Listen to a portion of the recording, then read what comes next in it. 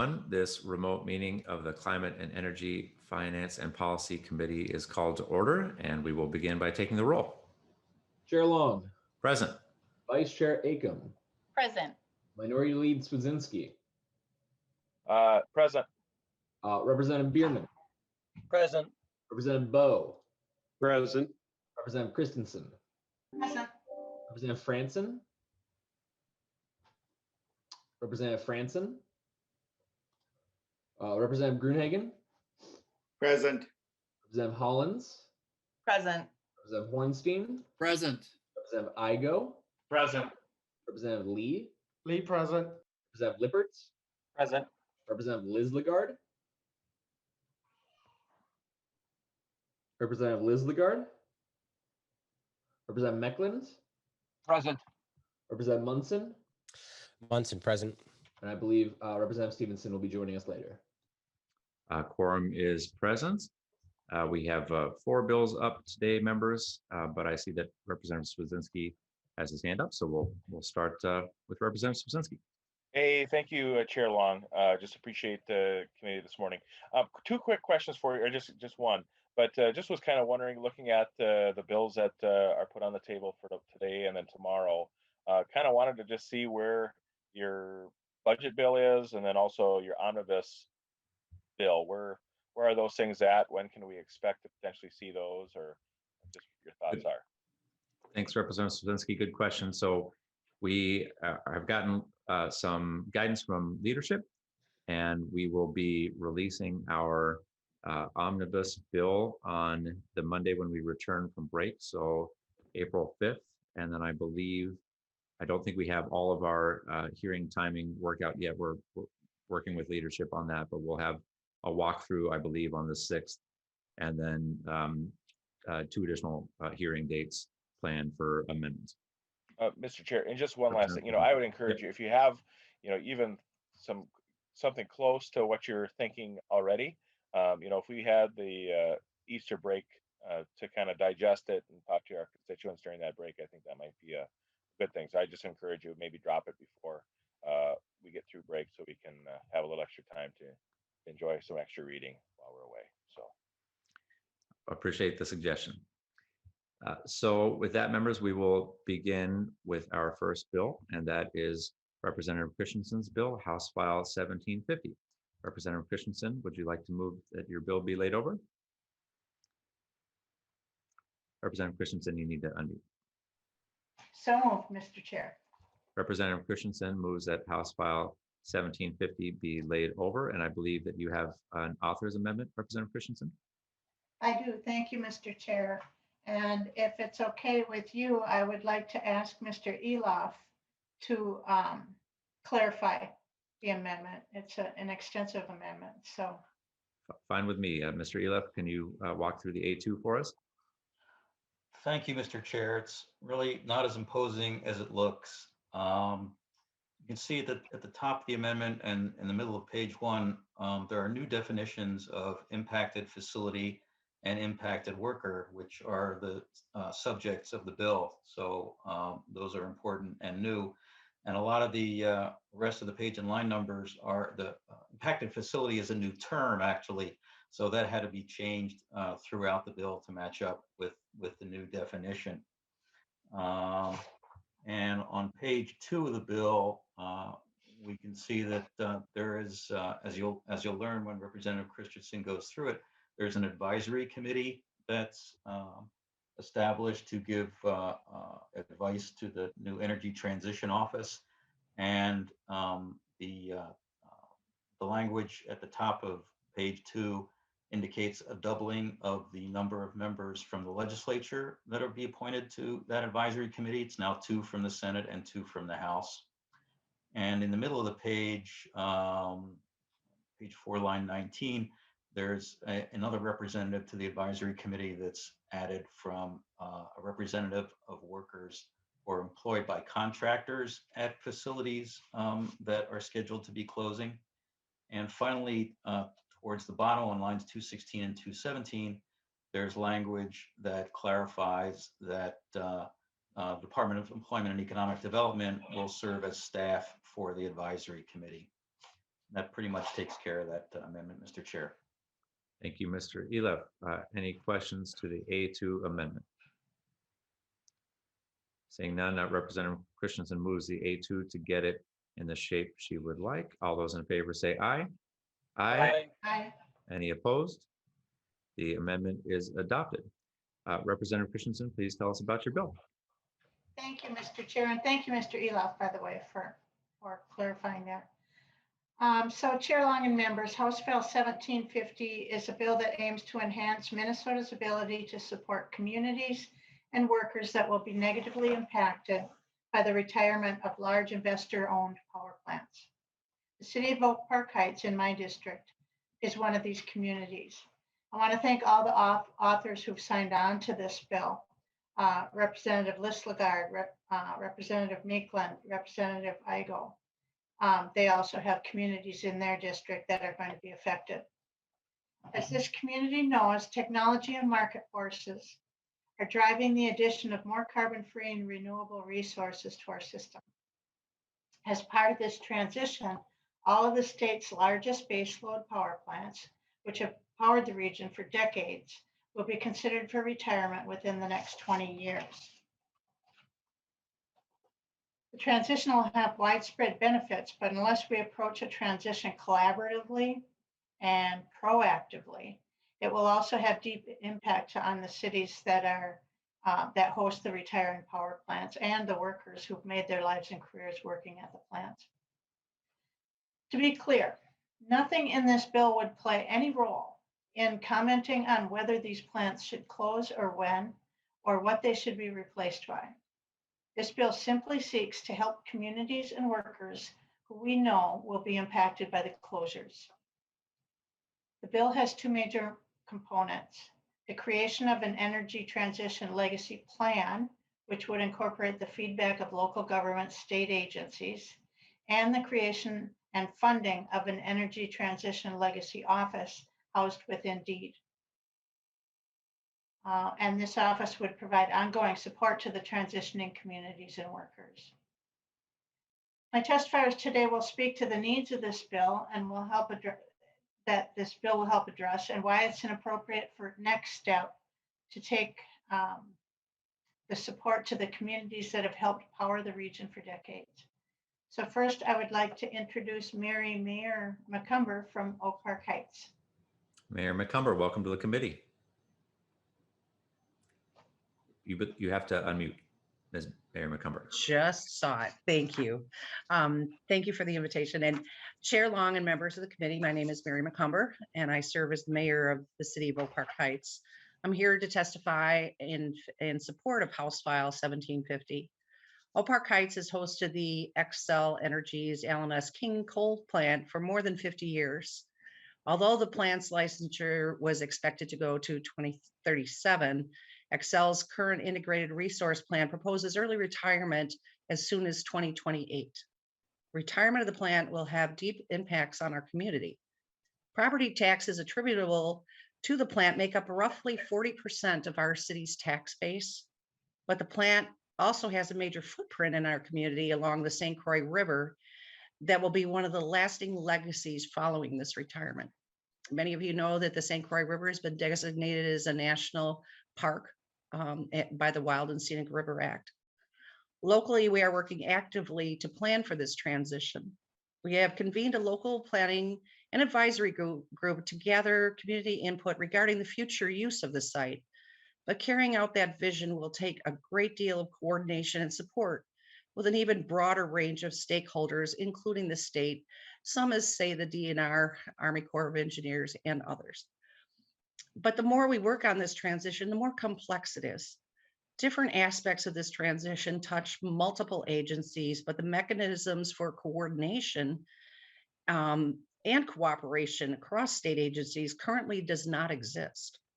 Moreover, existing state programs to support community development and displaced workers may not account for many of the unique and complex considerations that arise with transitions of this type or of this scale. The type of support that communities and workers need now is the type that that is best executed when it is approached as a team. This bill takes a massive step forward by the creation of a state transition plan and creating an office that will provide the ongoing work and coordination needed to execute that plan. The forward-looking collaborative approach in this bill recognizes that different communities will have different needs at different times and puts in place a structure to identify existing resources available to those communities, as well as the current resources and where they fall short. We know that from these transitions will be coming. We have the opportunity to get this right, but only if we have the right partnerships in place to see it through. Without a structure like the one laid out in this bill, communities will likely still be coming to the state for help, but without a defined role for how the state can help. Thank you to the committee for hearing this bill, and to Representative Christensen and the co-authors on the bill for their continued support and being champions for communities like mine. And I will stand for any questions. Thank you again, Mr. Chair and committee. Thank you, Mayor. Representative Christensen, would you like to introduce your next testifier? Thank you, Mr. Chair. My next testifier is Max Peters from he is the Cohasset City Administrator and Vice President of the Coalition of Utility Cities.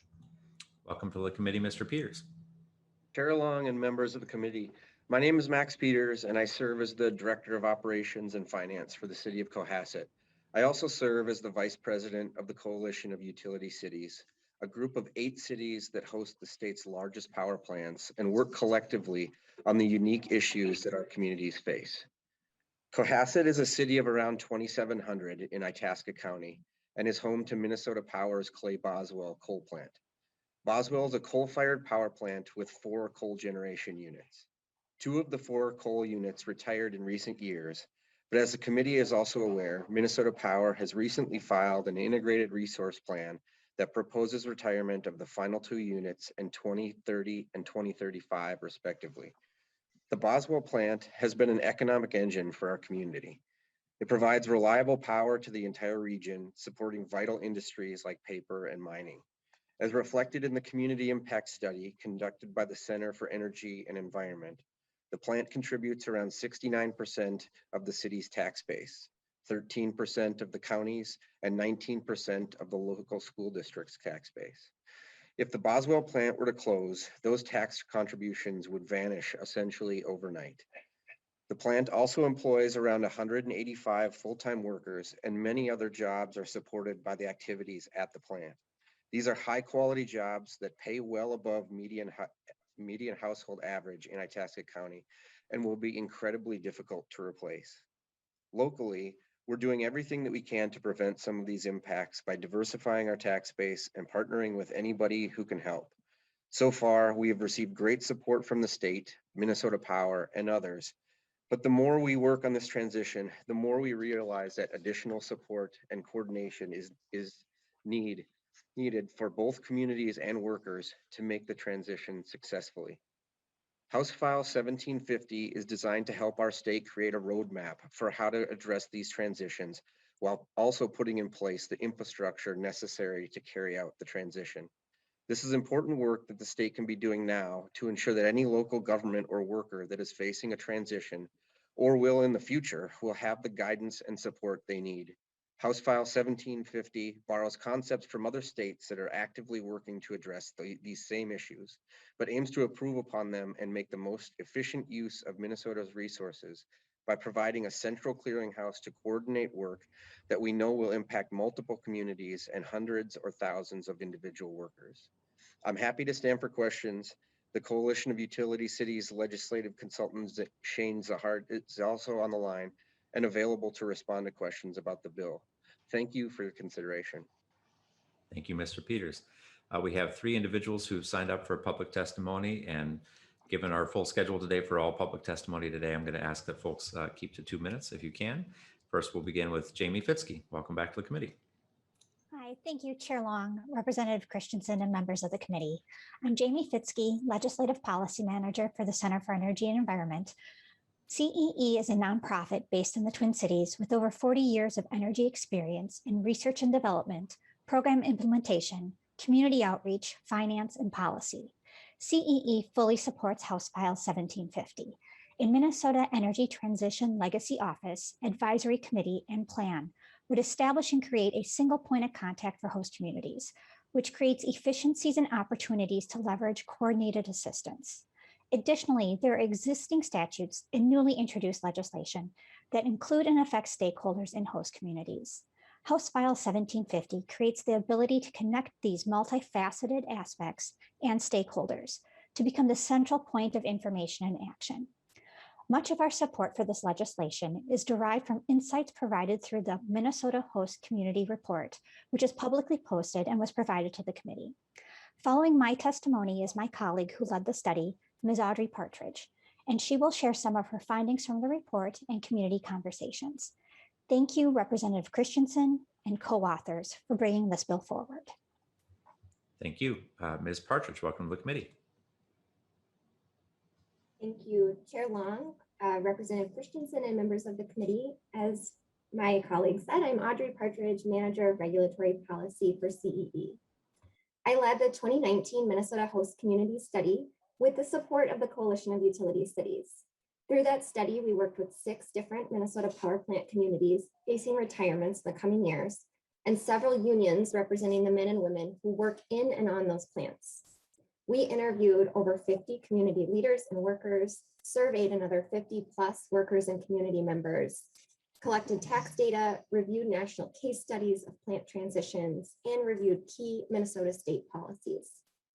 Through that work, I learned about the complex and multidimensional challenges communities and workers face as they work to transition through plant retirements. They will need to access assistance and funding from a variety of sources across a number of different governmental agencies and bodies, and at every level of government from local to federal. Currently, communities and workers are essentially on their own to discover and piece these resources together.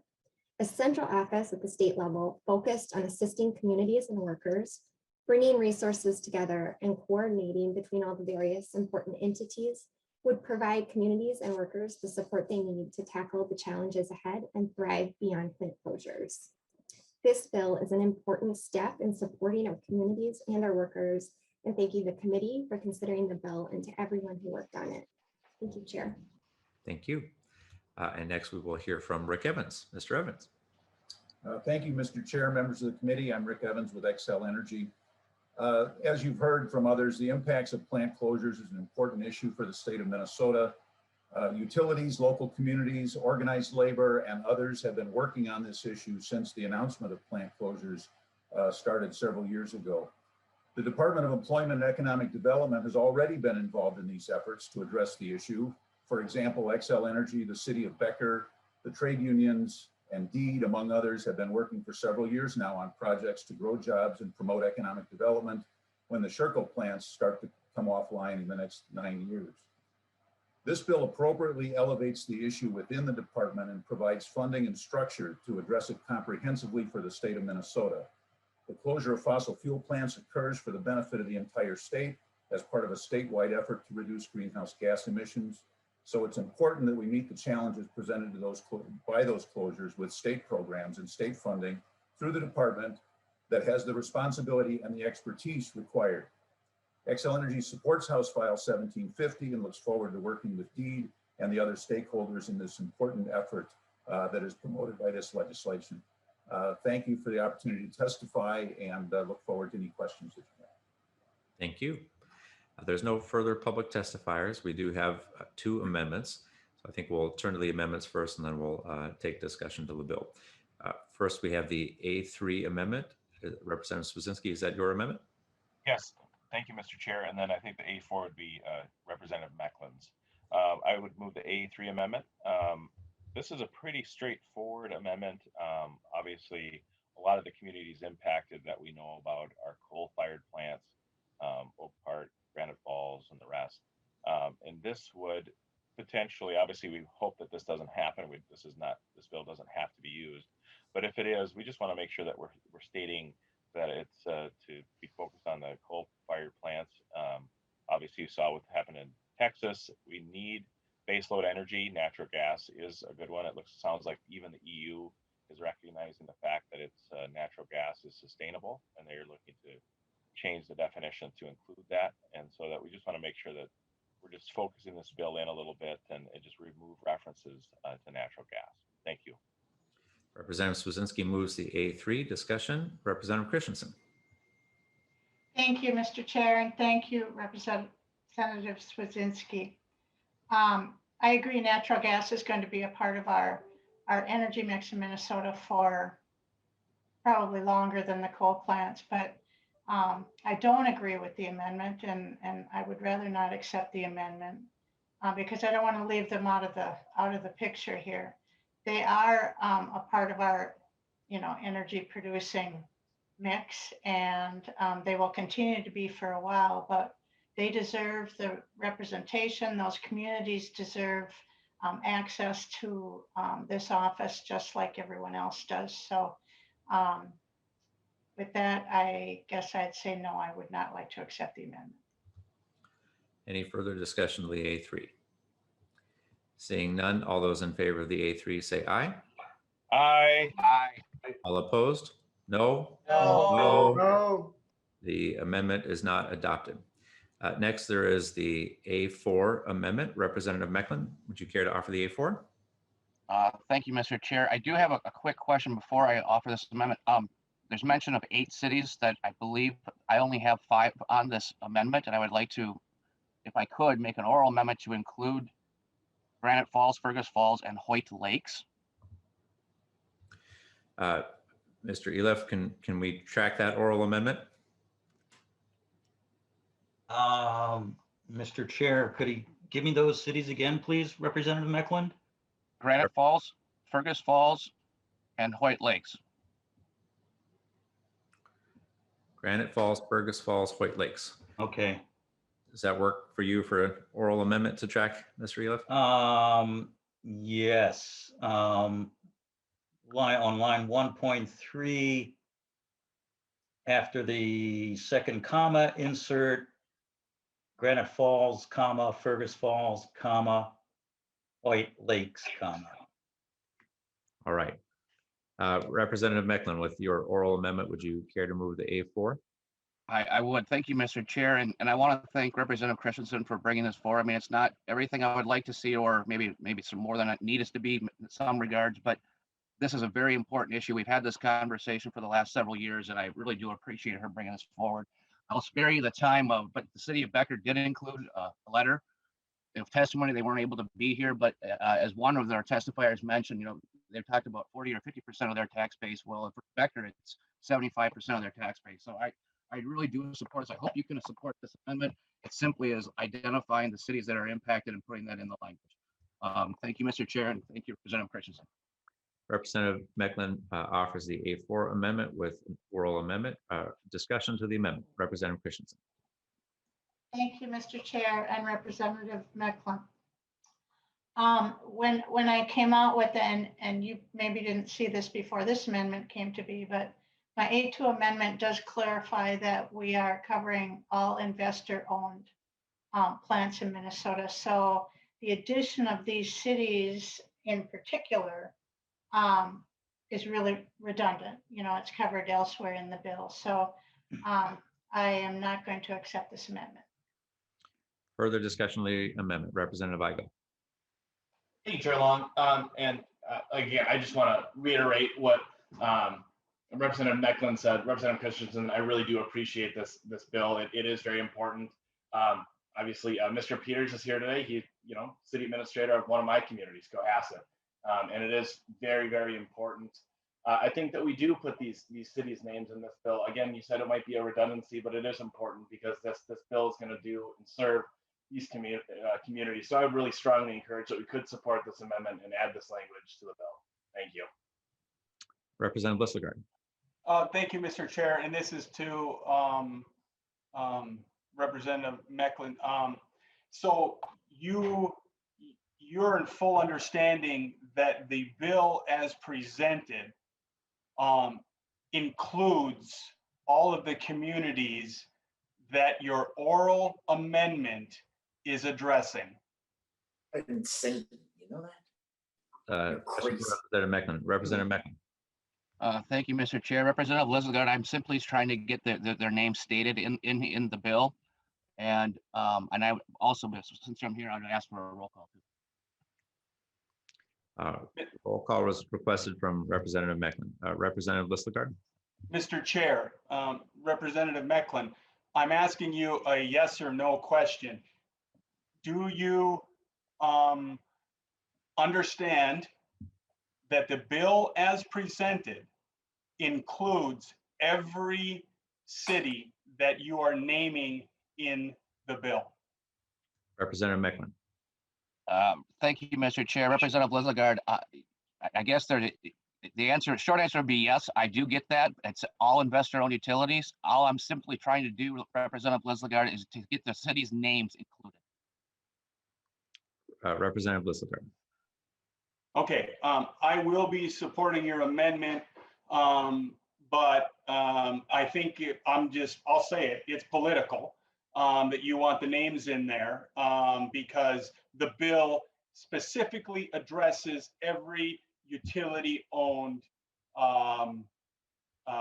facility. So by naming it, you're trying to catch people saying that they don't support the communities. I don't like the political games, but I get what you're doing. So I will support it, unfortunately. Further discussion? Seeing none and a roll call having been requested, the clerk will take the roll on the A4 and the chair votes no. Vice Chair Acomb. No. Minority Lead Swazinski. Aye. Representative Bierman. No. Representative Bowe. Aye. Representative Christensen. No. Representative Francis excused. Representative Grunhagen. Aye, yes. Representative Hollins. Nay. Representative Hornstein. No. Representative Igo. Yes. Representative Lee. Lee, no. Representative Lippert. No. Representative Lislegard. Aye. Representative Meckland. Aye. Representative Munson. Aye. Representative Stevenson. Representative Stevenson. There being 7 ayes and 8 nays, the amendment is not adopted. Discussion to the bill. Seeing none, Representative Christensen, would you care to make some closing remarks? Sure. Thank you, Mr. Chair. It looks like Representative Lislegard has his hand up. I'll go Should to, we go there? sure, I'll go to Representative Lislegard and then back. Okay. Representative Lislegard. Mine is just a comment to the author of the bill. Your heart and your passion for your communities and the people that work in these facilities is really demonstrated with your effort today. I've had conversations with you. I know that you have your family. It's part of your history. And when we spoke about it and you told me about you carrying this bill, I was moved. Real people get real results, and this bill is meaningful and it needs to move forward. And I thank you for your leadership on this bill. Thank you, Representative Lislegard. Representative Swazinski. Thank you, Mr. Chair. And I do think, while the idea of this bill is good, I know Representative Christensen said that this doesn't say that we should be closing down. This is just the reaction. And, it's really sad. Actions have consequences and policy decisions have consequences. And the reason why this bill is before us, because the consequences are going to be bad for these families and bad for these communities. And it's not going to stop coal being burnt. It's just going to get burnt someplace else. And while we do want to have an energy system that's robust and efficient and affordable, we do need to clean up the mess that the policies that are being pushed forward are going to create. And I do appreciate this bill that will do that. Representative Hollins. Thank you, Mr. Chair. And thank you, Representative Christensen, for bringing this bill forward. I don't have a question per se. I just want to really thank you for doing this. I think that those of us who are concerned with climate change are concerned because we care about people. And so this bill really gets to the heart of how these things affect the people who live in these communities. And we're really trying to take care of them as we move forward, addressing the fact that we need to do something to affect climate change, but knowing that this has disparate impacts on certain groups of people and we want to protect them as we move forward. So I really appreciate your efforts in this. And I just signed on as a co-author, so I'm excited to support this. Thank you, Representative Hollins. I will add my support as well, Representative Christensen. You've worked really hard for your communities and communities across the state. Last session, we were able to get through some funding for your efforts to help with transition planning. And I think this bill is a really important step forward to make sure we're doing everything we can to help communities with the transitions that we know are coming. And to Representative Swedzinski's point, these transitions are coming regardless of policies we set. We heard from Great River Energy earlier this session that the reason that they're closing coal plants is economics. It's that it is not cost effective anymore to operate a coal plant when you're comparing it to cheaper forms of energy like wind and very nearly solar. So these changes are coming to our communities and to our state as they are around the country. And I think this is a great effort to be able to plan for those communities to help support them as much as we can. Representative Christensen.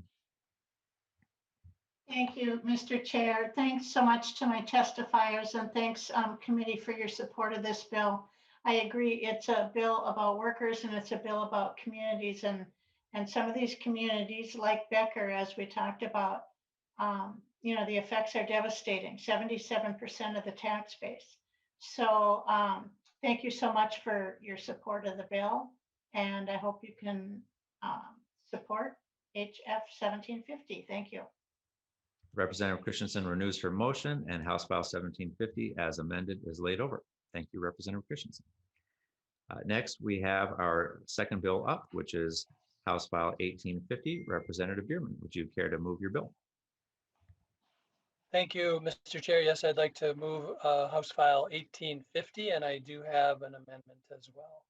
Representative Bierman moves that House File 1850 be laid over, and you have the A2 amendment. Would you like to speak to your amendment, Representative Bierman? Thank you, Mr. Chair. This amendment is thanks to the sharp eye of Mr. Eloff, and it's an amendment that just clarifies eligibility and capacity for the bill. Any questions to the A2 amendment to get the bill in the shape the author would like? Seeing none, all those in favor of the A2 say aye. Aye. Aye. Aye. Opposed, no. The amendment is adopted. Representative Bierman, please tell us about your bill. Thank you, Mr. Chair, committee members. Thanks for the opportunity to present and your attention to hearing bill at number 1850. This is a bill for a temporary tax credit for the purchase and installation of solar energy systems. And please take a look at the letter of support from Mencia in your packet, please. This tax credit will help Minnesotans across the state participate in our clean energy transition. Members, as we've heard in committee, we are behind as a state in our goals to reduce greenhouse gas emissions. The more we do now, the longer the runway becomes to manage other sectors of the economic transformation that will take more time. Solar energy continues to drop in cost and is still a small slice of our current energy portfolio. Expanding our use of solar is a wise approach to procuring our future energy needs here in Minnesota. This bill is designed to increase the opportunity for all Minnesotans to have access to a solar systems rebate in every county of our state. Not everyone can participate in a program like Solar Rewards offered through Xcel Energy or Minnesota Power's Solar Sense. With this bill, every homestead, every farm, every business is able to apply and receive a tax credit on the investment of a solar energy system. It is a tried and true formula and good public policy. This program has helped spread solar across every county of Iowa. The program has historically sold out early every year, resulting in wait lists. In Iowa, this bill has generated hundreds of millions of dollars in local economic activity. If enacted here, we will create jobs across the state of Minnesota. Of course, saving home and business owners money on electric bills with a clean renewable resource is another primary purpose of this legislation. Typical system pays off in 8 to 12 years. The savings start immediately. It is an investment upgrade in one's home and property too, increasing property values. Offering this small tax credit is an added incentive that will encourage many more Minnesotans to make the energy investment in their future. State level policies like this bill are instrumental in paving the way to a more sustainable, clean energy future. It is good for the pocketbook of all Minnesotans when we support less fossil fuels. This bill is good for the grid, it's good for the economy, and it's good for our environment. And the longer we delay in robustly addressing climate change from all angles, the more destructive and costly are the ramifications. Mr. Chair, I would like the committee to hear from a few testifiers as well, please. Absolutely. First, we have Griffin Dooling. Welcome to the committee. Thank you, Chair Long. Thank you, Representative Bierman, members of the committee. I'm very excited about this bill. You know, we've seen firsthand in working with commercial and industrial customers across the upper Midwest, a lot of which are in agribusinesses and rural businesses, the impact that this program, a very similar program to what's proposed here, has had in Iowa on customers looking to install solar for their small business or their home. And I think it's really important to emphasize that this program, as Representative Bierman has designed it, is tailored to focus on small and mid-sized businesses and homes. This is not designed for super large scale solar. It's not designed for solar gardens. It's not designed for utility scale solar. It's designed to help individual businesses and homeowners install systems that can help them over the long term save a very significant amount of money. The average agricultural business that we work with can save over $200,000 over the life of a system from installing a solar array. That's very significant money in these communities in rural Minnesota and in agribusinesses where, otherwise you often have challenges and issues to overcome with the way that the agribusiness economy has gone. And so this program will help make those projects more feasible for more farms, more homesteads in these communities that don't have access to some of the investor-owned utilities and other incentives that are available in those areas and in the metro areas. So we're very supportive of this proposal. We've seen firsthand the impact that it's made in our neighboring state of Iowa, with nearly $300 million of private investment stimulated by this sort of program. And I think it can have a very similar and probably an even greater effect here in Minnesota, which will allow businesses like mine to create a lot of jobs and will help citizens in these rural communities access solar in a way that's more competitive and more fair when compared to their metro counterparts. Thank you. Next, we'll hear from Micah Johnson. Welcome to the committee. Thank you, Chair and committee. Micah Johnson, I'm from Solar Connection in Rochester, Minnesota. I've been doing solar for more than 10 years. Our company employs 25 people, all from greater Minnesota. They live in Rochester, Spring Valley, Hayfield, Byron, Plainview, etc. And I prefer to do jobs and systems in our home state of Minnesota, but I'm increasingly drawn by the demand to work in Iowa, where there's a state tax credit. I approach solar very much from an economic and market perspective. We have no fossil fuels here in Minnesota. What we do have is plenty of sunlight. Sure, we're not Arizona, but we're actually on par with Houston and Miami for our levels of sunlight. I think it's well known that Minnesota sends $20 billion a year out of state for energy because we have no fossil fuels here. Imagine if we could just keep 5% of that in the state, just 5%. What could you do with $1 billion of economic activity? Imagine another $1 billion floating around the economy, and remember that dollars in the local economy circulate 7 times or whatever the research says. With that kind of boost, you'd be able to cut taxes and still pay for all the other stuff. This bill is designed for small scale solar, which by definition is more local and has much more local economic benefit compared to the large scale solar. When you drive by the utility scale solar construction sites, you see a lot of out of state license plates, largely because of our restrictive labor requirements pushed by the electrical union. But small scale solar is installed by local folks. All of my 25 employees live in Minnesota. As I mentioned, we have no fossil fuels here and hence very, very few fossil fuel jobs. But nationally, there are more solar jobs than jobs in coal or natural gas, and that trend will hold true in Minnesota as well. The thing to remember is energy transitions are nothing new. And again, I'm talking about the tax credit, not the transition stuff, but this is part of a transition. And just like our transition to the cell phone or the computer, this transition is going to happen whether we want it to or not. Those who are leaders in such transitions benefit from them, and those who are followers have to play catch up. And I'd like Minnesota to be a leader. A vote against solar is a vote to send money out of the state for energy. It's a vote against the Minnesota economy. It's a vote against Minnesota businesses. It's a vote against energy independence, and it's a vote against local jobs. Thank you very much. Thank you. And finally, we'll hear from Micah Cornea. Welcome to the committee. Good morning, committee members, and thank you for having me here today. My name is Micah Cornier, and I'm here representing All Energy Solar in support of House File 1850. All Energy Solar is a customer-focused local solar energy installer based in St. Paul. I am the inside sales manager for our company. We are the first line of communication when inquiring minds have questions about if rooftop solar is right for them. In my short 3-year tenure with the company, I have shepherded over 300 people into solar projects and have made more than 36,000 solar-related phone calls. I would consider myself an expert at connecting with Minnesotans about their fears, as well as aspirations around energy security. House File 1850 would further expand solar rooftop access to residents and businesses in Minnesota who get their energy from co-ops and municipal power providers by way of a state tax credit. Let me tell you why.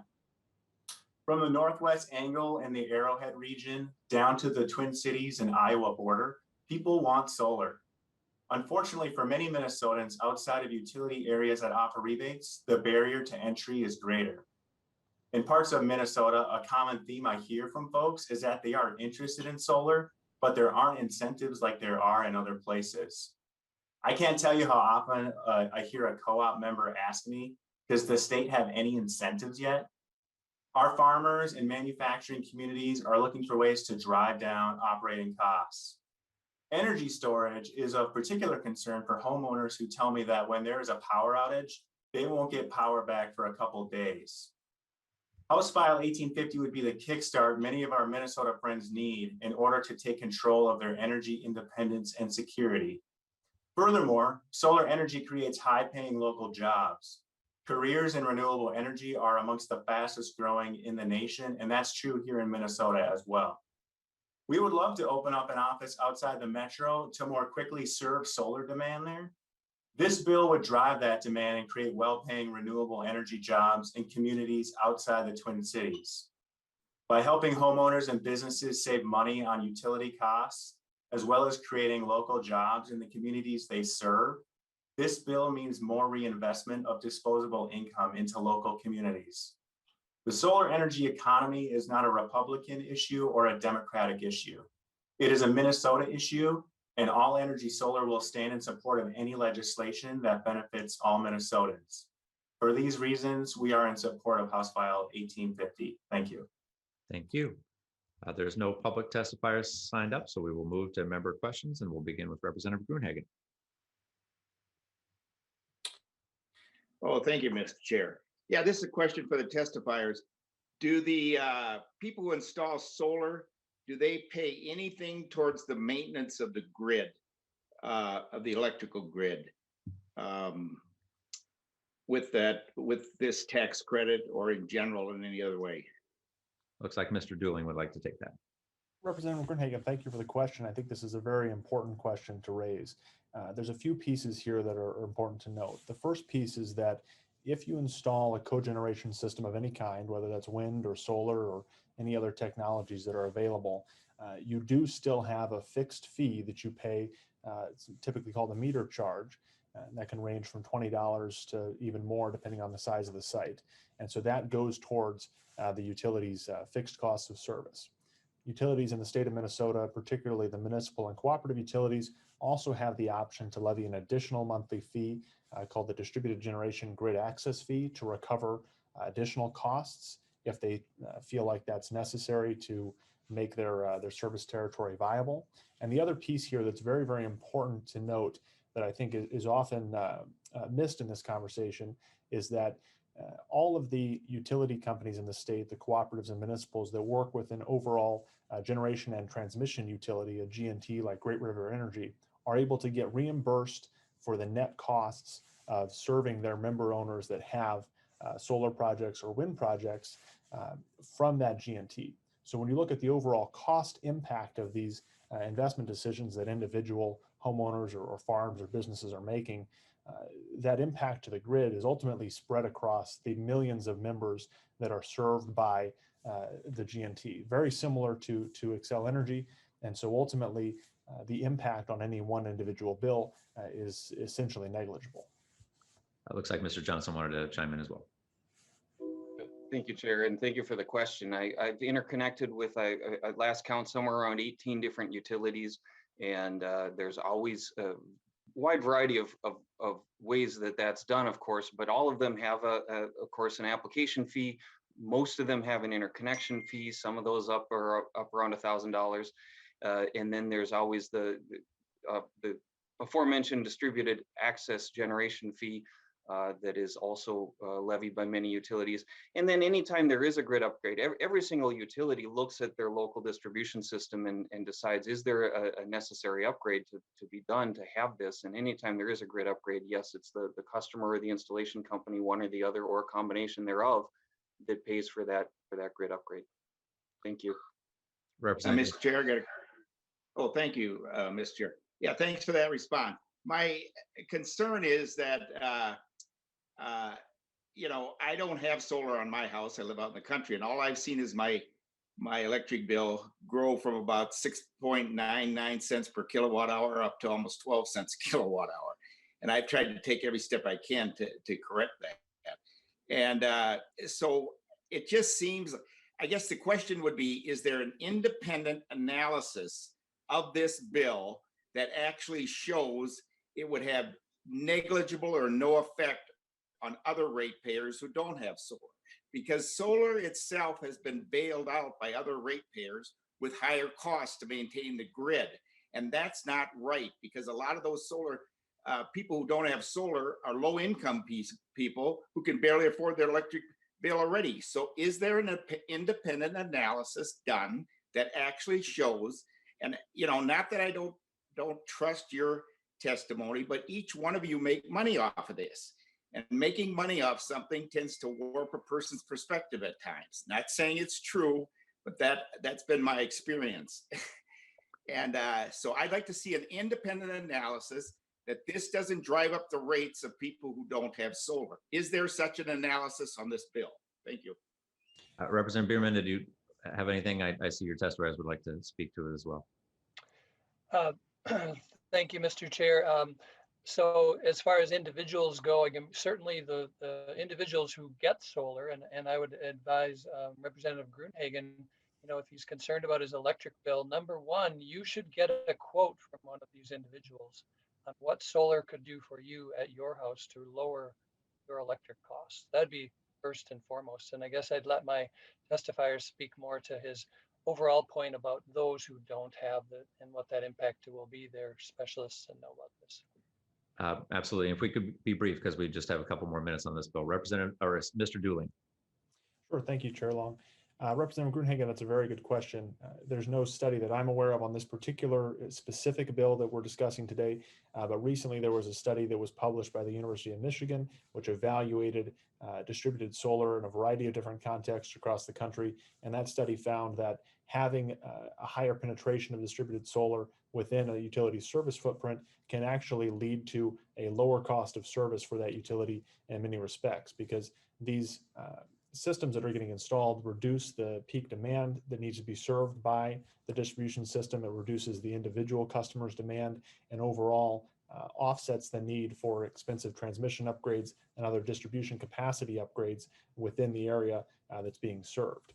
And as Micah noted, this is also a situation where if an upgrade to the grid is necessary to service that customer who's installing solar, that is the customer's responsibility. And so that specific expense is not spread across the neighbors or the other member owners in that area.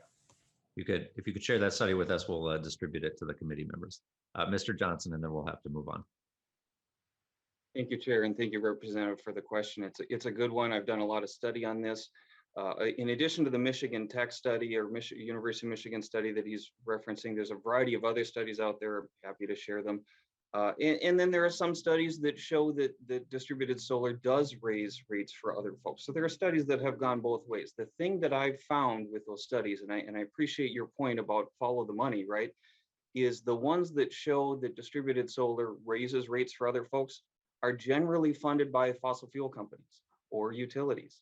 The ones that show that distributed solar does not raise rates for others, or sometimes even lowers rates for others, are usually done by independent parties. They're not done by solar companies. They're not done by solar people. They're generally done by universities or think tanks or people that aren't making money off of solar. So I think that's an important distinction to make. Thank you. Thank you, Mr. Johnson. Representative Bierman, closing comments to your bill. Thank you, Mr. Chair. Just appreciate the committee's time. Appreciate Mr. Elif's help in that amendment, and I appreciate the testifiers being here present today with all the great information and the good questions from Representative Gruenhagen. And I think Mr. Johnson's last point is important for all of us, not only in this committee, but in every committee. Source of information matters, and confirmational biases are tough for all of us to overcome sometimes. So look at the data, look at the source, and talk to people. So thank you very much, Mr. Chair. Thanks again to the testifiers. Thank you, Representative Bierman. Representative Bierman renews his motion, and House File 1850 as amended is laid over. Next, we have a bill from Representative Acomb that's been posted to our website. Representative Acomb, please describe your bill. Thank you, Chair Long and members, for the opportunity to present this bill that will develop small area climate model projections for Minnesota. We know our climate is changing. It's getting warmer and wetter. We know our changing climate is impacting industries and traditions, and we need to understand how these impacts will be felt at the local level. Communities all across our state need to be able to identify risks and vulnerabilities to their infrastructure so they can plan mitigation strategies to become more resilient. This bill leverages expertise and programs at the University of Minnesota, including the Minnesota Supercomputing Institute and Extension Service. They will work together to produce Minnesota-specific data that will enhance and accelerate the ability for Minnesota communities to understand and prepare for the future climate risks that matter most in all corners of our state. This morning, I'm joined by Dr. Heidi Roop from the University of Minnesota Department of Soil, Water, and Climate, who will go into detail about the climate model, the implications, and the community engagement it will provide. So, Mr. Chair, I'd like to turn it over to Dr. Roop. Dr. Roop, welcome back to the committee. Please introduce yourself for the record and begin. Great. Thank you for having me. I will just share my slides here. Of course, the scientist comes with slides. Chair Long and members of the committee, thank you so much for this opportunity to be back and join you to discuss this important topic. My name is Dr. Heidi Roop, and I am an assistant professor of climate science and also an extension specialist at the University of Minnesota. I've had the opportunity to share with you previously about the risks that climate change poses to our state, to our residents, the economy, industry, and of course to our future well-being. And I've also had the opportunity to talk to you about the drivers of this change. Today, I'm here to talk to you about this critical need, key need for our state as we look towards really understanding how it is that we manage and craft effective, fiscally responsible solutions to future climate risks. Those are risks we are all going to face across the state, and we critically have the expertise in-house to develop and deliver highly sought after and requested Minnesota-specific climate information, the technical support, and critically the capacity building opportunities that will really help accelerate our ability to understand and prepare for changes in climate that we know are coming down the line. Of course, it's no surprise, this has already been discussed today in this hearing, that climate is changing. We are seeing changes on a global scale, and of course, changes on a local scale. Minnesota, our average annual temperature has increased by 3 degrees Fahrenheit, and we expect this warming to continue on into the future. And with this warming brings impacts to our landscapes, to our communities, things like warming winters, flooding, changing in our lake waters, the presence of cold water fishes, extreme precipitation. Essentially, climate change is everywhere, and it is changing.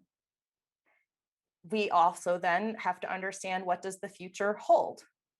Our actions today largely determine the extent and magnitudes of the changes that we expect. This plot, which you've seen before, shows observed changes in temperature in green since 1900, with different projected changes, so model data changes based on different emissions pathways. So what will happen under high emissions of greenhouse gases and what might happen to Earth's temperature under low greenhouse gas emissions pathways. These scenarios of future temperature have a large spread because we don't know what society will do in regards to emissions reductions. So while there is inherent uncertainty in climate models, and of course in what the future holds, the greatest source of uncertainty, where we land on this curve, is the potential for human behavior. Essentially, what will we do or what won't we do? So we can capture well the physics of Earth's climate system in our models. We don't, of course, have the same skill in predicting human behavior.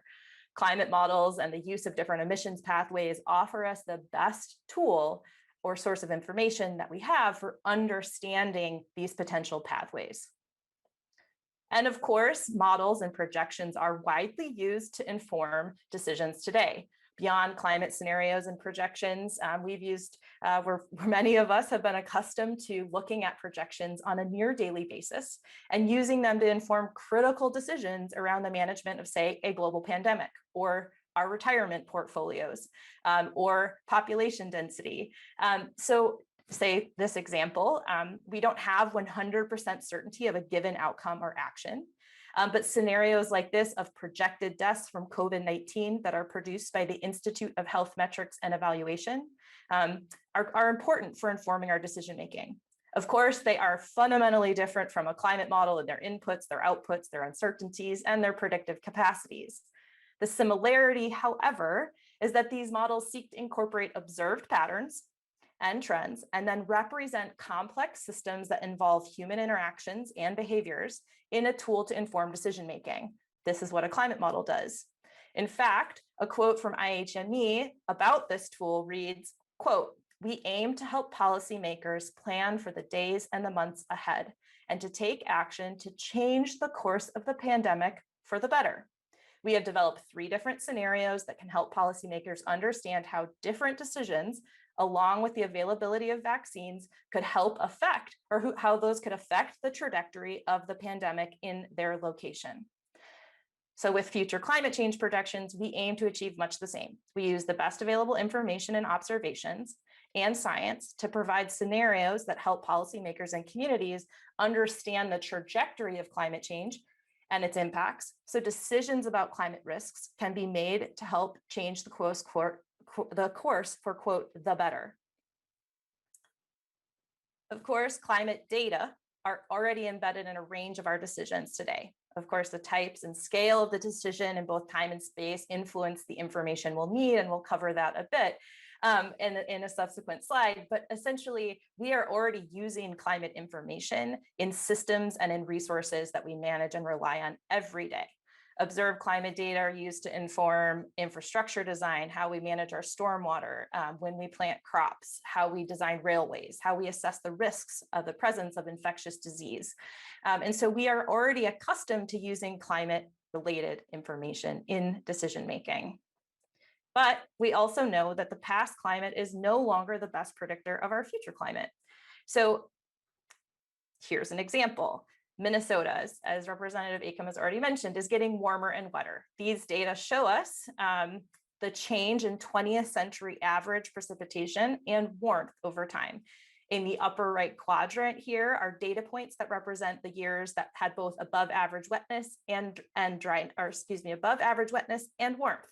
And we can see that the 10 combined warmest and wettest years have all occurred after 1997. This is just one set of data that is telling us about this change, the direction of the change. And the question is, what information do we need so that we can better understand these changes and then prepare for them? Climate change, with any of these projected changes in any of these models, there are typical ups and downs, and they'll be superimposed over this changing trend towards, say, warmer, wetter conditions. That is to say, we're still going to have dry seasons or years within predominantly wet decades. We're going to have floods during periods of drought. We'll have cold extremes during warm winters. Just as there are years on that plot that were warm and wet or wet and cold, We see from observed data that the baseline is shifting. Climate change essentially induces a shift in the mean or the average conditions and shifts us towards more extremes, like this plot is showing you. And this is all relative to what we sort of our lived knowledge, our experience over the last 120 so odd years. And of course, part of this is the fundamental difference between weather and climate. Climate is analogous to, say, your personality, and weather is more like your mood. One can change on a daily basis and is much harder to predict, say, by your family members or your partner. What side of the bed are you going to wake up on? However, your personality is less dynamic. It's sort of mostly fixed, but of course, changeable over time. With climate change, we are in effect shifting the personality of the climate system. It will still remain moody, and we won't be able to tell you what mood it will have on a given day.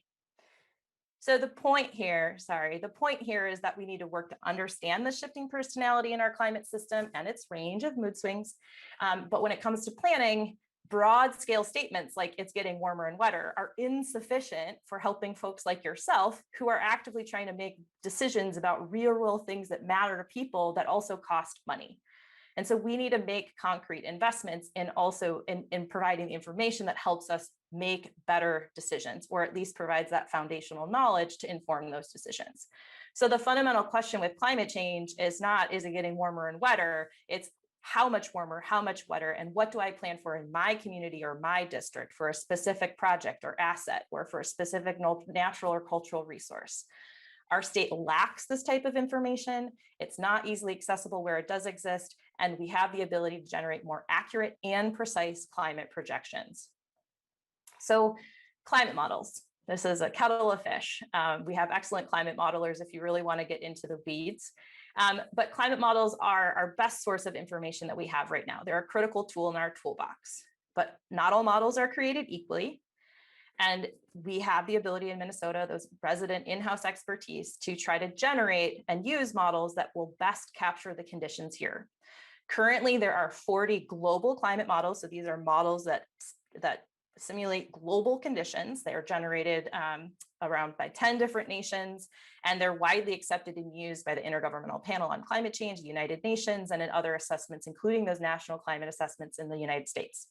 There is a new generation of climate models coming online right now as we speak, and they're actively being released and actively being used and validated for the state of Minnesota. I would be remiss if I didn't note that, of course, there are various difficulties in projecting future climate. We do not have a crystal ball. Climate models work to represent complex interactions between the land, the atmosphere, the ocean. We do this for various different scenarios based on greenhouse gas emissions. But nevertheless, the major forcings that drive climate are well understood, and the state of the science is progressing rapidly, and we have data to demonstrate that our models are performing based on what we're observing. We've been modeling that long enough now that we can say, well, how well did the model perform against what we've actually experienced? And here's an example. This is an example of comparing data collected by NASA observational temperature records compared to an ensemble mean. So multiple models, we run multiple models and we can average them together to try to capture the range of conditions and not skew our results one way or another. And this plot basically shows you that while there are uncertainties with climate models, they have successfully reproduced what we have lived over the last 50 years. So we are testing our models constantly. We are using observational records to see if and how well they're working or not. And we have rigorous methodologies for assessing all of these different types of models. Dr. Roop, if you could just begin to wrap up. Yep, you got it. So you may be asking, well, you're a climate scientist, you want these data. This is in your own interest because this is what you do. And I want to just let you know that there are people who want this information. The answer is yes. The state recently conducted a survey, and there is broad cross-sectoral demand for this information. 80% of over 200 respondents said this type of information was very to somewhat important to their work, while only 1% said this information was not important at all. Applications that people communicated that they would use this spanned everything from water management and agriculture to infrastructure design and community engagement. So in addition to high demand, we have researchers, nonprofits, and the private sector all having applications and need for this information. But critically, it has to be produced at a scale that's useful. So most global climate models produce information at around 62 miles per grid box. Again, that's not very helpful when we start thinking about sort of infrastructure or asset specific questions.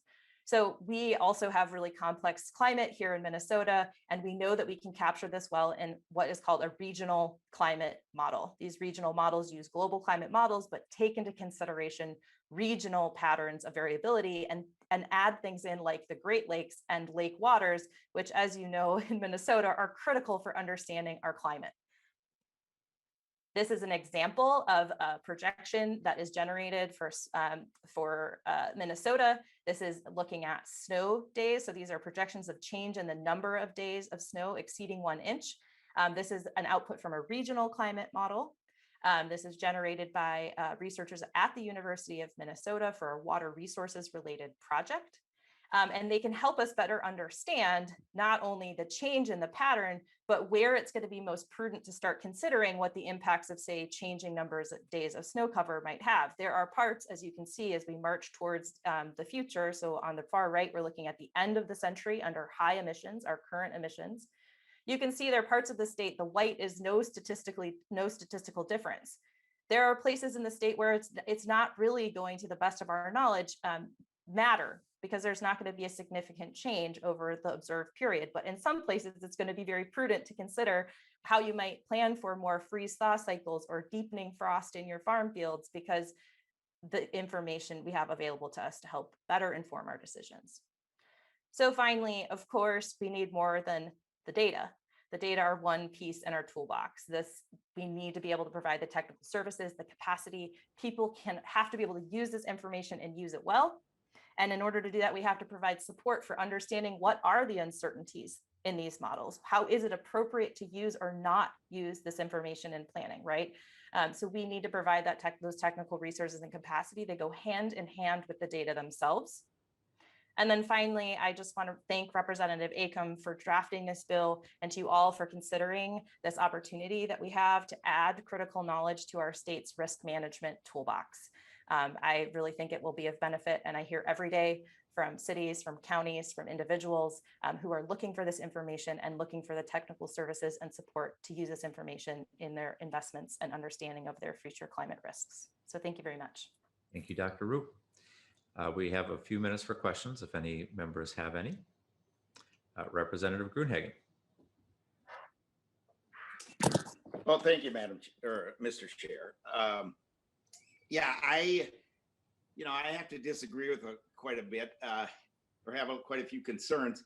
I noticed, Heidi, you said it's going to get wetter and warmer. Well, the computer models a few years ago said it was going to get drier and hotter here in Minnesota. So, I mean, we look at the computer models in the past, they had a lot of errors or outright lies. And I don't have a lot of credibility with the IPCC, which seems to manipulate the data just to get more tax subsidies or more money for their organization. I would like to send you a book written by 3 eminently qualified scientists, Why Scientists Disagree with Global Warming. And I think you need to read that, because it's easy to believe a lie you've been told 1,000 times and the truth the first time you hear it. And it sounds like you need to read both perspectives, not just one. The problem is, like Inconvenient Truth, that movie should have been renamed Inconvenient Lies. And there needs to be a consequence for this. And the computer models are only as good as the people who put money or put data in. And so often those people are looking to be subsidized with tax dollars. So I just encourage you to read outside your circle of influence. Thank you. Representative Gruenhagen, I'll just ask that you please not attack any motives of individuals who are testifying in front of the committee. I think we can ask questions about data and science without getting into why people are doing the work they're doing. I didn't know her personally. I just questioned her information she shared. It's only one-sided. Dr. Roop, briefly. Thank you, Chairman Long, and thank you, Representative Gruenhagen, for that question. I would be more than happy to read whatever documentation you'd like me to read. I feel strongly that I do consider all sides of the science, I interact with and read the literature that goes through rigorous peer review processes, but you're most certainly right. In today's society, we are fed information often with an echo chamber. So I'd be more than happy to consider and pass a critical eye by the information that you have, and of course, entertain a conversation. I will note that the Intergovernmental Panel on Climate Change's assessments to date, the climate models themselves for key things like sea level rise have actually been underestimating the observed patterns of change. And there's a common misconception that the models themselves are biased towards exaggerating, say, the effects of carbon dioxide. And of course, that uncertainty can go either way. But we actually see these models being skewed towards, we're basically underestimating the things that we are actually seeing surface on the landscape. So in many ways, people are critical on the other side of the IPCC and saying that they're not doing enough because they're not capturing that high end well. And so climate models and the science will always be an iterative process that evolves. And I think you're right, we always need to consider more information and all the information. And I feel confident that the information we do have today will inform, help us make better decisions than we could make in the absence of information. Yeah, Mr. Chair, quick comment.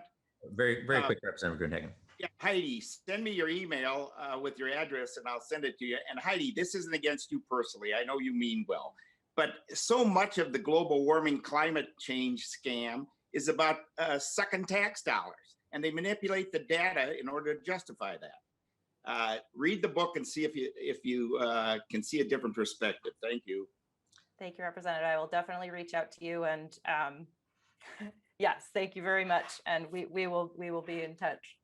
Sounds like there can be a constructive dialogue to be had. Representative Acomb, any closing remarks to your bill?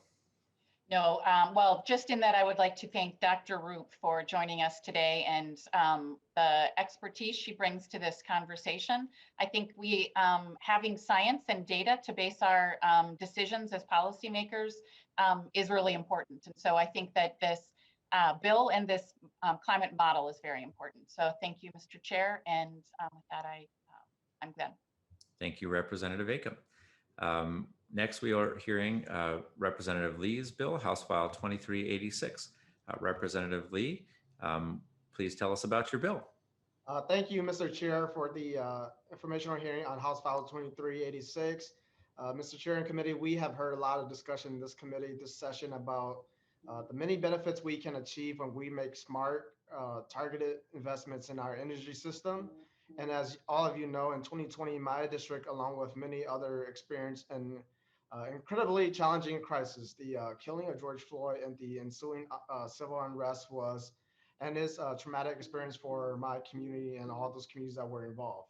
As our communities work to heal and recover, we are thinking carefully about how we can rebuild in a way that best position our residents and businesses for success.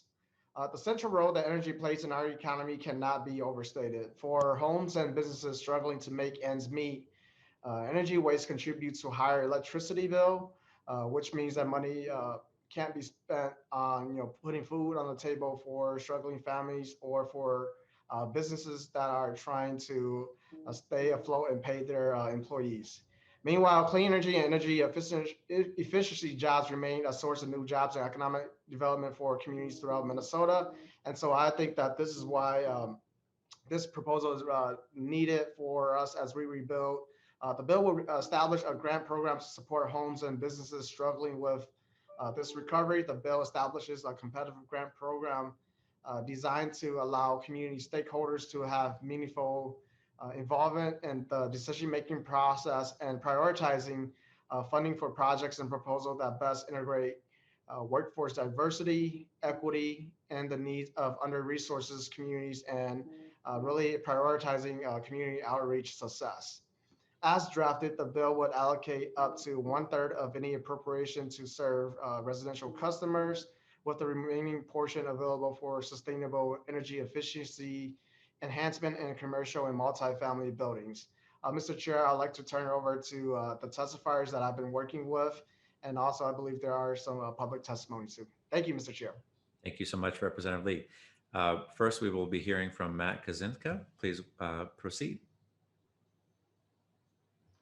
Oh, thank you so much, Chair Long and members of the committee and Representative Lee. Appreciate you having me here. Can you hear me okay? Cool. Yes, we can. Thank you.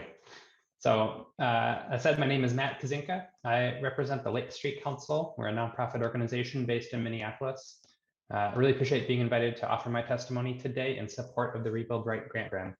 The perspective I'm going to share is one that's been informed by the work that me and my colleagues have been doing in the past 10 months to support small businesses that were impacted by the civil uprising that followed the murder of George Floyd last summer. Lake Street Council exists to support the businesses and organizations in Lake Street, which is a 6-mile commercial corridor that runs through some of the most diverse neighborhoods in the state. We estimate there are about 2,000 businesses within our corridor, the vast majority of which are very small businesses. The street has been a home to immigrants for over 100 years, starting with Scandinavian immigrants in the late 1800s, followed by groups of Greek and other European immigrants who helped define Lake Street as a premier commercial corridor. And their legacy has continued today with the help of newer immigrant families from Latin America, from East Africa, along with the Black, Indigenous, Asian, and white families and business owners that make Lake Street what it is today as a fantastic, diverse place. One of our roles as an organization is to identify where resources are or aren't reaching members of our community. And through outreach, communications, and direct support, we make sure that all businesses have a fair shot of success here. Our work shifted very dramatically, as you can imagine, last summer when the events of the summer result in hundreds of damaged businesses in our corridor. We're very lucky that Lake Street is a place that people love and feel passionate about because soon after the events, we were able to raise nearly $11 million from tens of thousands of individuals to support businesses in crisis. While that fundraising far exceeded our expectations, it also only begins to meet the need.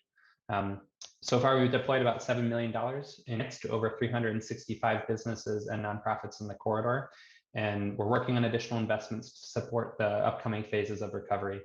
I want to share with you a little bit of the data drawn from the grant applications from 420 businesses that applied for funding. I think it provides a substantial, although not fully complete, view of the scale of damages in the corridor. The businesses that were damaged by the unrest were small businesses. Over 85% employ 10 or fewer people at their business. But taken together as a whole, the folks who applied for funding from us employ over 1,700 full-time employees and 1,200 part-time employees. These were local businesses. Over 2% of them had Minnesota-based ownership. They were very diverse businesses. 82% of the businesses are owned by someone who identifies as Black, Indigenous, as a person of color, or as an immigrant. These businesses were really dependent on the availability of affordable rental space. Although many of them have operated in the corridor for years, and in some cases decades, over 85% of these businesses that were impacted are renters in their space of operation. And then finally, these are folks that are operating without much of a safety net. Over 55% of the businesses reported that they or their landlords did not have any form of insurance that covered the damages that occurred. Many of them, even if they did have insurance, reported only partial coverage or flat out denial. Aside from insurance, for those who had it, 73% of applicants stated that they could not access any other forms of support for their recovery other than the grant that we were able to provide, which maxed out at $25,000. We learned through our grant that damages were extremely significant, extending far beyond the financial support that we have. 90% of businesses reported damage to the building, and 80% of them reported losses of inventory or equipment from theft or damage. In total, the applicants reported over $38 million in needs to fix their damages and become whole. And I'll say that now, 10 months later, after much of this data was covered, we know that's an undercounting of the need, especially when considering the prospect of rebuilding dozens of buildings that burned down. I'm proud of the work we did. I think we helped contain some of the worst outcomes and accelerated the recovery process. And we see that businesses are doing their best to get reopened. But so many remain closed, especially those who operated one of those dozens of buildings that were destroyed. A lot is left to be done to set the future of this corridor and of the sites that were destroyed and need redeveloped. So from our perspective, if we're going to ensure that the recovery is equitable and that the folks who called Lake Street home will be able to continue calling it home, that we need more resources to be put on the table. So we support this bill in part because we think it offers a really key opportunity to advance Lake Street's recovery by building energy efficiency and renewable energy into the recovery from the start. And we think it helps put vital resources where they are needed in this moment. We have worked a lot with energy efficiency. We know it makes sense for small businesses. For the past 6 years, we've worked with Energy Smart, which is a program of the Minnesota Chamber of Commerce, to help hundreds of businesses in the Lake Street corridor get free energy assessments and technical assistance. Dozens of those businesses, we help them find ways to tangibly reduce their energy bills through new equipment, which both reduce their operating costs and help them be able to serve their customers better. And move that money that they were spending on energy into other investments in employees and their families and into equipment. While energy is often not at the top of mind of small businesses, I do believe it's a critical part of the recovery. First of all, we know that these businesses are going to be purchasing and installing equipment that was damaged or destroyed, and that equipment often has an energy component. About 1/3 of our applicants to our grant told us that they were seeking assistance to buy new equipment, and whether they're replacing a single AC unit or a full building HVAC system in a new building, there's going to be opportunities for them to choose something about efficiency and renewables. These businesses are really going to need help addressing deferred maintenance. In our experience, larger efficiency projects take years to get done. Many businesses need time to save money and plan the project, set aside the capital to replace equipment. Unfortunately, most of these businesses that have went through this event put any savings they had into reopening and redeveloping. And so they don't have an emergency savings to go to anymore. And deferred maintenance is going to be a bigger problem than ever, and it already was a problem. Finally, these businesses have significant barriers to access energy resources, even before all of this. Businesses who operate on a subsistence basis, who navigate the system with English as a second language, who rent their space, they were already much more likely to be using older, inefficient equipment, and they often did not know that there are choices to be made that could help them save money on their energy bills. This program can not just help address the current crisis, but also focus resources where they've been needed for a long time to help address these inequities. We've learned a lot what works and doesn't work in programs like this. And in general, a one-size-fits-all approach we find does not work very well. This program allows for the development of flexible, community-based approaches that could overcome the significant barriers for small businesses. From my perspectives, in order for businesses or programs like this to be successful, they need to be founded on partnerships with trusted local organizations and individuals. Business owners are getting pitched on stuff all the time, and a way to get in the door and actually make change with them is to work with someone they trust, they go to for support, like a local business association or a local chamber. These programs also need to be easy to participate in. Even before all of this, I found it was really hard to get a business to focus on energy because it was way, way down the list of things that they were needed to address as more urgent crises. Now they're going to need even more help to be able to work through the complexities of utility rebate programs. And finally, the programs are going to need to figure out how we address and reduce upfront costs as much as possible and avoid asking businesses to take on new debt.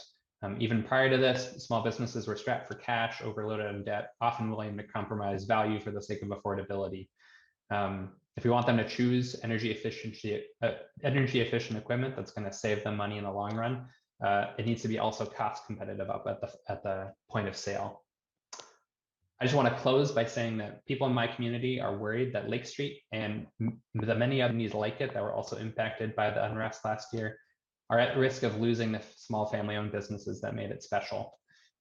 Any targeted activity to help these businesses make it through this crisis, and not just make it, but reduce their ongoing cost perpetuity through better equipment and energy efficient and renewable energy, is going to help them and help Lake Street continue to be what it has been for generations as a small business corridor.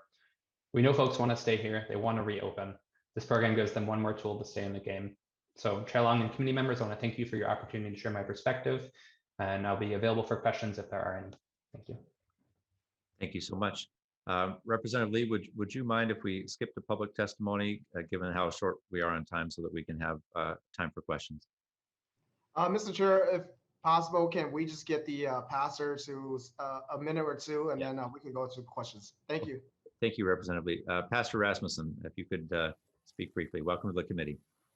Thank you, members of the community, Chair Long. My name is Ingrid Rasmussen, and I serve as the lead pastor at Holy Trinity Lutheran Church in South Minneapolis.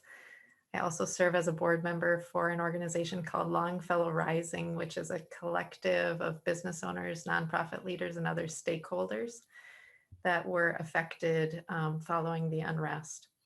Longfellow Rising includes a number of owners of properties that were damaged or destroyed. Many of them, as we've heard, small businesses owned by people of color. From the beginning, we have prioritized the redevelopment of both relationships and the built form to be equitable and environmentally just, and to ensure that what is created brings this sense of cultural vitality and belonging back to our neighborhood. Our collective of property owners and community members is about to begin defining specific goals for energy use and performance. Having grant dollars available to us would help us to go further than standard level development. As you well know, creating buildings that use energy efficient and regenerative technologies can often cost more to build, but they are less costly to operate, saving businesses and nonprofits significant dollars over time. The Rebuild Right grant program would offer members of Longfellow Rising, my community members, my neighbors, the opportunity to bridge that gap of first costs and help us realize our goals of creating buildings that serve community members well. The application requirements seem reasonable to us. We would ask that you would ensure that the application process and reporting requirements don't become overly time consuming or burdensome.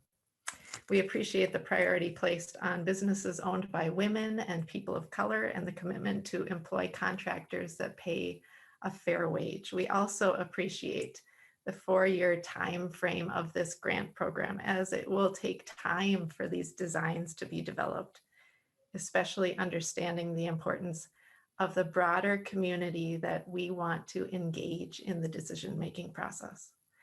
Thank you for your consideration of this program. The need of affected property owners is great. There is a real opportunity here to rebuild in a way that is better for business, better for community, and ultimately better for our planet. Thank you so much. Thank you. We'll turn next to member questions, and we'll begin with Representative Swedzinski. Thank you, Mr. Chair. And this question would be for Matt Kanzika. Did I get that right? Close. Close enough. Kazinka. Kazinka. All right, sounds good. I rarely get anyone who gets my name right, so feel the pain, man. Anyway, just a quick question to you. What conversations have you had with the administration? Obviously, the state, as the Lake Street Council, the state is going to be getting billions of dollars that sounds like the legislature does not want to have to spend. They want to leave it up to the administration to spend. Have you had any conversations with the administration in hopes of capturing some of those dollars for redevelopment costs in the city and on Lake Street? And then I have a follow-up. Thank you. Mr. Kazinka. Thank you, Chair Long and Representative. I apologize, I won't be able to speak to that fully. Our executive director may be engaged in some conversations with coalition partners who are working to support this recovery effort, but I am not familiar with those conversations if they are occurring myself, so I apologize. Mr. Chair. Representative Lee.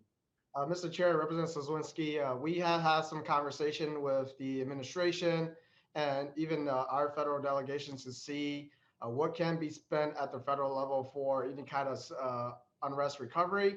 Right now, as you may know, there's no guidance yet from Treasury, and so we're still waiting for that information, Mr. Chair. Representative Swedzinski. Thank you, Mr. Chair, and I just think in general for a vast majority of these programs, we should be looking at returning ratepayer money back to ratepayers that's in the RDA fund, and if there are federal dollars available, using those dollars for these types of projects. We had the big polar vortex, and it was generally understood that those are large costs. That just return it back to the utilities in the form of and tell them to rebate the money. I think those would be good uses for a lot of these funds.